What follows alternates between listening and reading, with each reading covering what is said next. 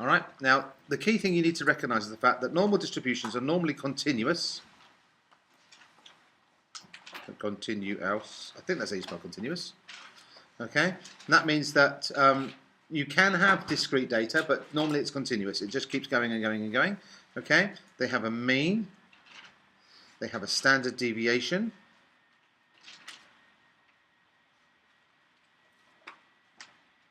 Okay. Now, the symbol for the mean is mu, which is like a U with a big tail at the front. Okay, on your calculators, it'll list it as X bar. Just for completeness for the video, the difference is this. This is the average of the population, average of the sample, and this is the average of the population. Now the standard deviation is listed as this. I believe on your calculators it lists it something like that. Okay, which is like a little O with a little tail off the end. Okay, these are Greek letters. This stands for the mean, and this stands for the standard deviation. And a standard normal distribution looks like this.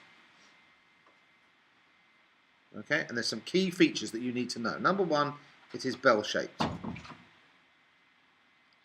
Okay, number two, it is symmetrical. Okay, we'll just do that much for today. That's probably all we need for the actual video. All right, now, it being symmetrical, that means that the mean has to be dead center. And I expect whenever you draw the picture, and you will draw the picture every time, okay, for you to actually mark on the fact that the mean is in the middle.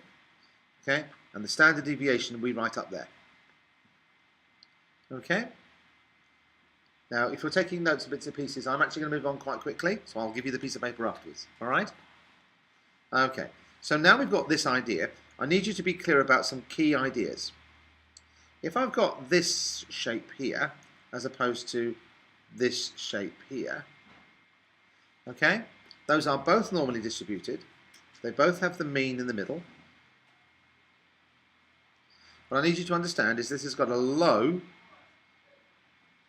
standard deviation, and this one would have a high standard deviation, because the standard deviation is a measure of how spread out things are. Okay? Now, next bit to worry about. Some really obvious things to think about.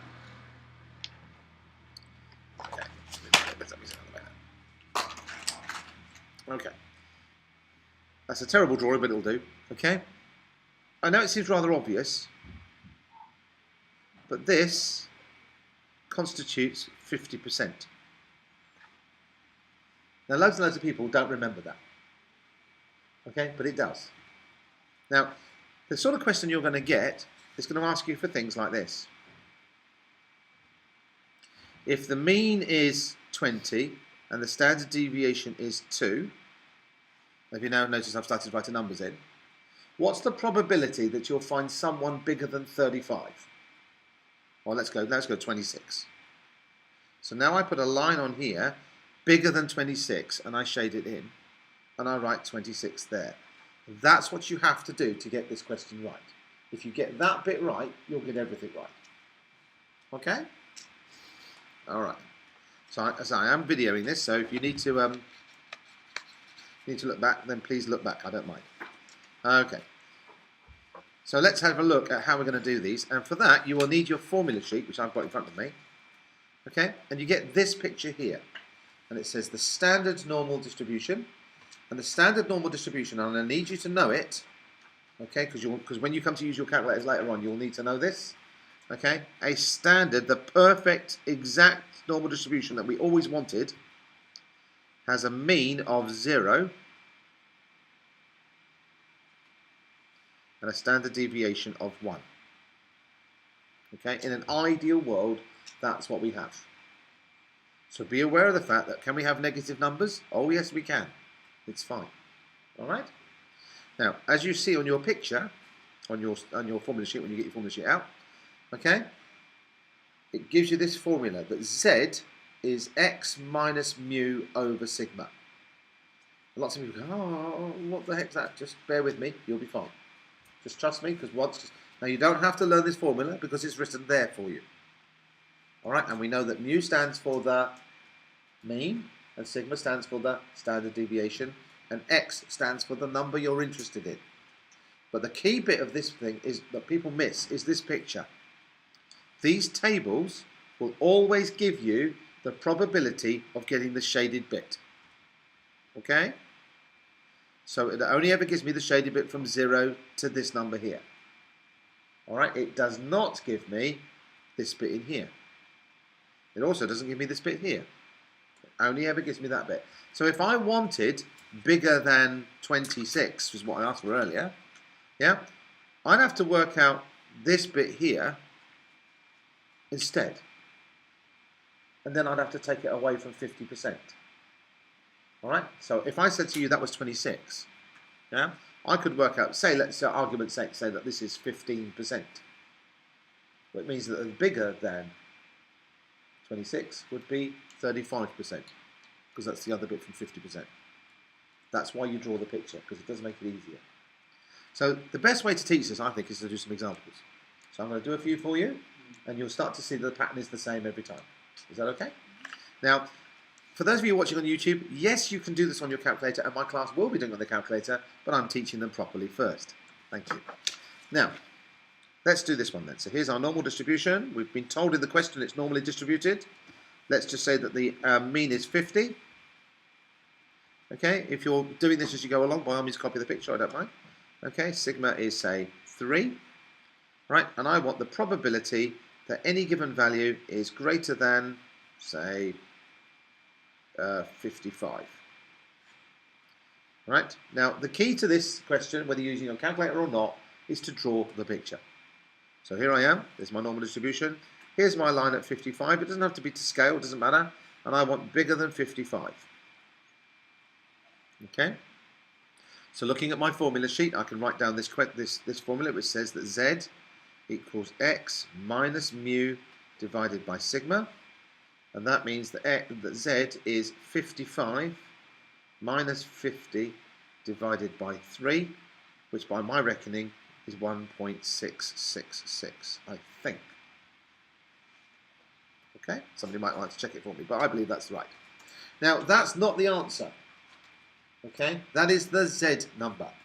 All right, and it's the Z number not for this bit. It's the Z number for this bit. Okay, and we need to know what probability does that Z number go with, and that's the whole point of this table. You see here it says Z. So all the way down are all these different Z numbers, and I'm looking for 1.66666. So I go down here, and there's 1.6. Okay, now I know it's not very clear on the TV, but when you watch on the video, it's really clear. Okay, so you've got 1.6, and that first one is 1.60, because that's what it says up there. So this is 1.61, 1.62, 1.63, 1.64, 5, and 6. So that's 1.66. Yeah, and I want 1.666, don't I? So there's another little 6 there. And that rather coincidentally adds another 6 on the end. So I've got 4515 plus 6 is 4521. Okay, so I'm just going to do that again. I want 1.66. So I go down here to 1.6. I go along to another 6. That's 1.66 now. And because I want another one, I go along here to the extra 6. It says add on 6 on the end. So imagine this is 4515, not 0.4515. Add on 6, you get 0.4521. So I can now write 0.4521. Or in other words, 45.21%. Okay? Now remember that that's not the answer. That is the probability of getting this bit here. Because that's what the picture says. Look, the picture says we will only ever give you this bit. Okay? So, shading that bit there. 0.4521. So the answer, probability that any given value is 55, is 0.5 minus 0.4521, which off the top of my head I think comes to 0.0479, I think, or in other words, sorry, and that's your answer. Because those two have to add together to make 50. Okay, and that's how you do it, and that is the answer to the question. All right, let's do another one, shall we?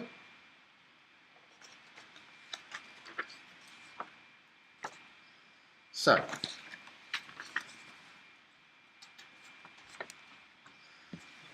let's do another one of these questions. Let's do exactly the same idea, just so we get the idea. Now, if you're watching this on video and you're bored, good, scroll ahead. I don't care. There's my normal distribution. The question says it's normally distributed. It's light bulbs in a factory. They have 1,000 hours. Okay, life, that's my mean. My standard deviation, let's say, is 25 hours.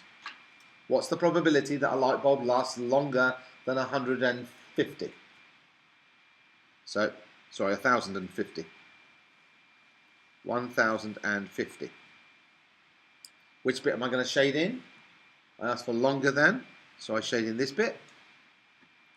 Okay? And I write my little formula down. Z equals x minus mu over sigma. Now I put my numbers in. Z equals 1,050 minus 1,000 divided by 25. Oh, that was sneaky of me. I think that turns out to be 2. Okay, you can do it on your calculator. So just chuck my numbers in the formula. I've got a number of 2. Now be careful, that's the Z number is 2. That's not the answer. So now here I am on my table. I find 2. There's 2. And it's exactly 2 I want, isn't it?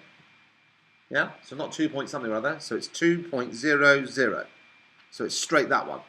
Don't have to worry about these numbers over here. 2.00 is 4772. So that gives me the probability is 0.4772. But please remember that that is not the answer to my question. Okay? That 4772 or 47.72% represents this bit. I don't want this bit, I want that bit. So I'm just going to go 0.5, take away 0.4772 is, and you get, what's that, 0.0228. There's a 0 missing there. I think. Okay, I'm just doing it in my head. You can do it on your calculator, okay? If I make a mistake, please don't send me emails, just use your calculator. Okay? So, 2.28% is the probability of getting a value greater than 1,050. Okay? Not quite so bad, is it? Now, again, I'm just going to keep going for those of you on the video. So if you've got the hang of this, please again scroll through until you get something else. Here's a new question. Let's do a completely different type of question. Same way of solving it, by the way. All right, exactly the same. There's the mean. It's let's go for 120. Let's go for sigma being 10. Okay, and now let's have the probability that any given value is less than 130. Now, every time I've done this, I draw the picture. That will never ever change. Okay, so I put my line on 130. But this time I want less than 130. So now I want all of this. Okay? If you get the picture right, you'll get the question right. The people who get the question wrong are the people who just pick their calculators up or just go straight in and do it. Draw the picture. So, Z equals x minus mu over sigma. See, this is really nice, isn't it? It's the same formula every time. Okay, how do you know to use this formula? Because the question says it's normally distributed. Alright? So, put our numbers in. So we get 130 minus 120 divided by 10. So Z equals 1, I think. That was sneaky of me.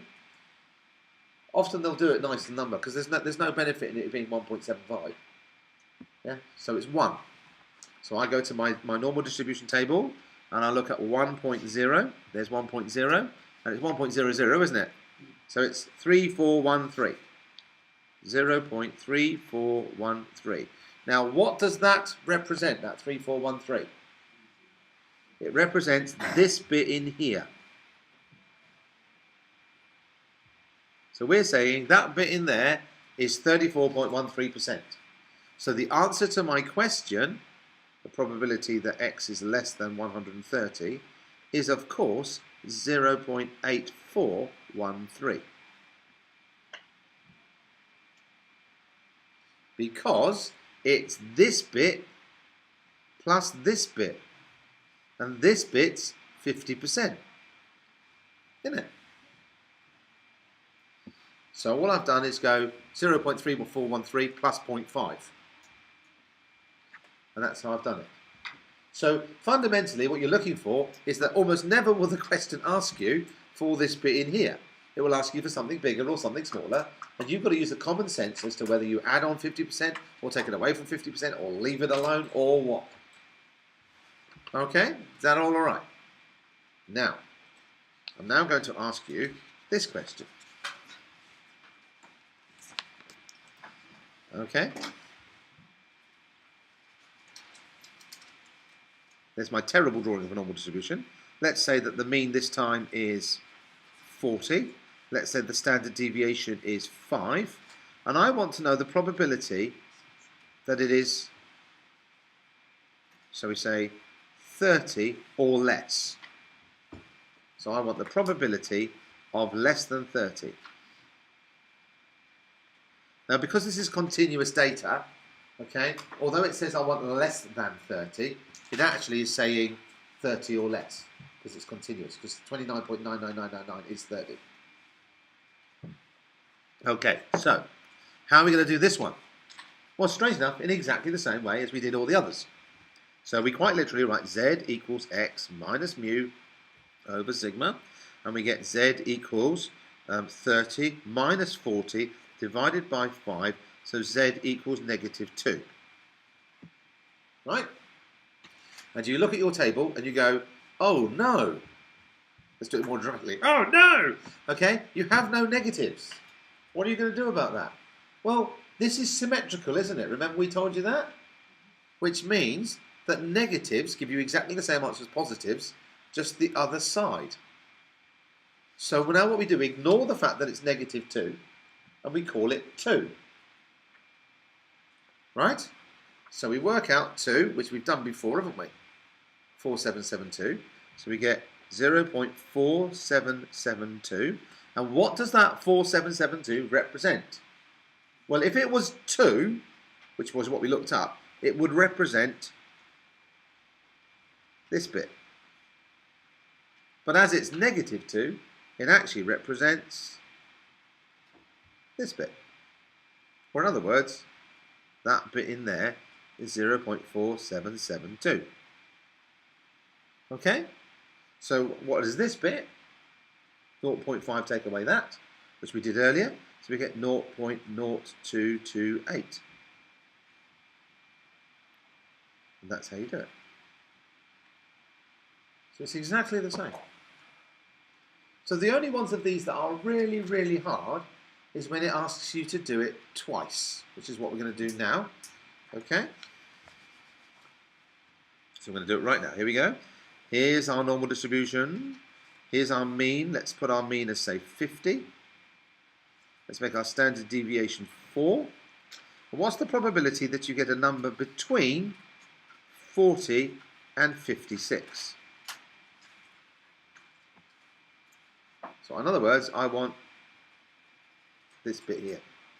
I'm hoping you can see that your normal distribution from your table will give you from the centre up, and we've just done, because it's negative, from the centre down. So what you're going to have to do is do this twice.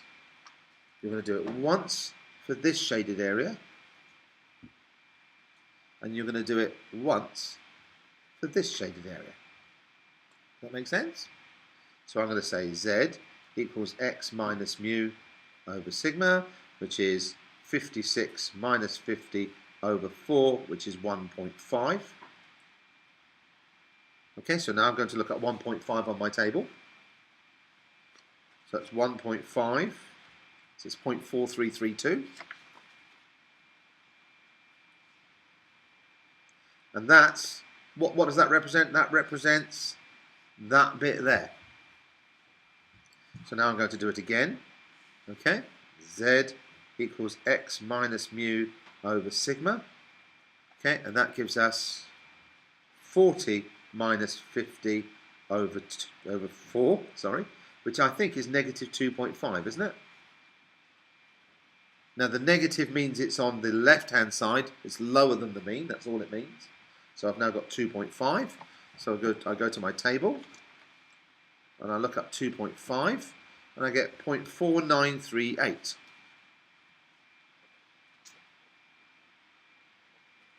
Which of course represents that bit. So what's the answer to my question? The probability of X being between 40 and 56 is 0.4938 plus 0.4332 is whatever the heck that comes out to be, and I don't really care. All right? And that is all the questions up to merit for normal distributions. There are no other questions you could get for merit. There is an excellence question coming, and we're going to do that in the next video.